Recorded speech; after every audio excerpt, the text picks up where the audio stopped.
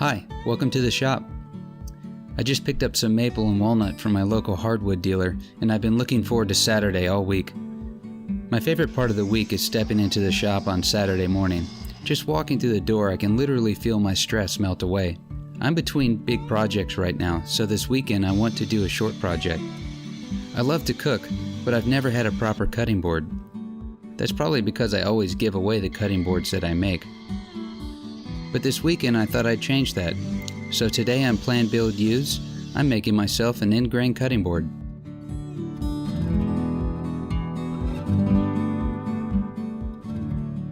I'm going with 11 inches wide by 18 inches long. These dimensions are based off of the golden ratio of 1.62. Because we are using the golden ratio, we know that the finished piece will be pleasing to the eye, or at least that's the hope.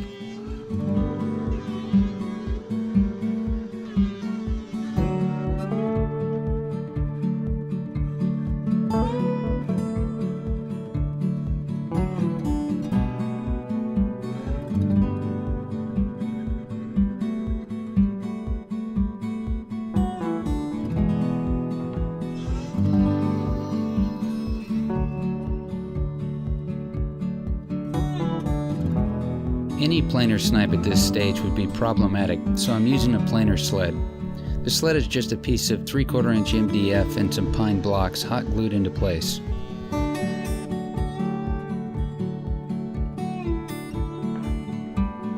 I use a cabinet scraper to remove any track marks left by the planer.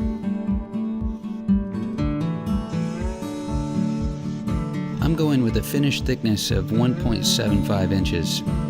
This way the finished cutting board will be heavy and solid, but I don't want to go any thicker because I don't want the cutting surface to be too high above a standard 36-inch countertop. This would make the cutting board uncomfortable to use for shorter people.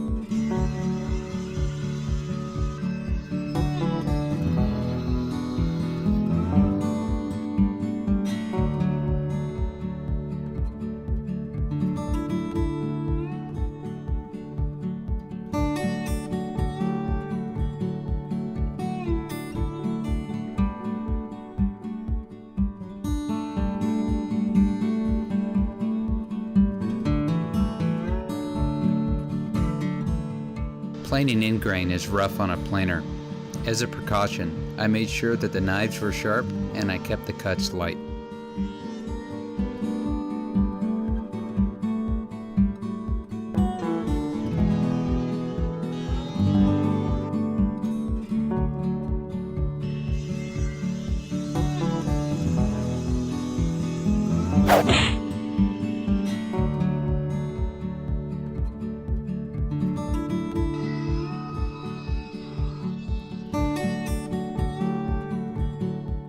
Whenever I'm attaching hardware to a project, I like to make templates. This reduces the risk of a bozo move during late stages of the project.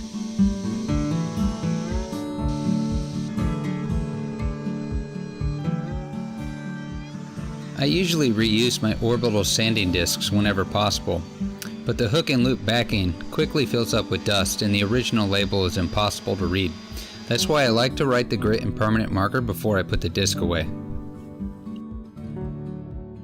I'm using these generic rubber feet on the bottom. Once again, a template ensures the feet are even and symmetrical.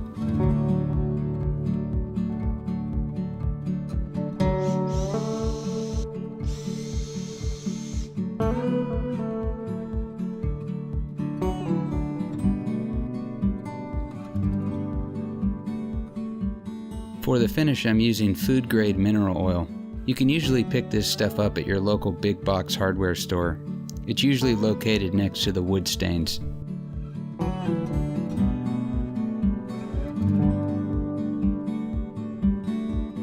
Well, here it is. I love building with walnut and maple. The light and dark contrast usually makes for a beautiful piece.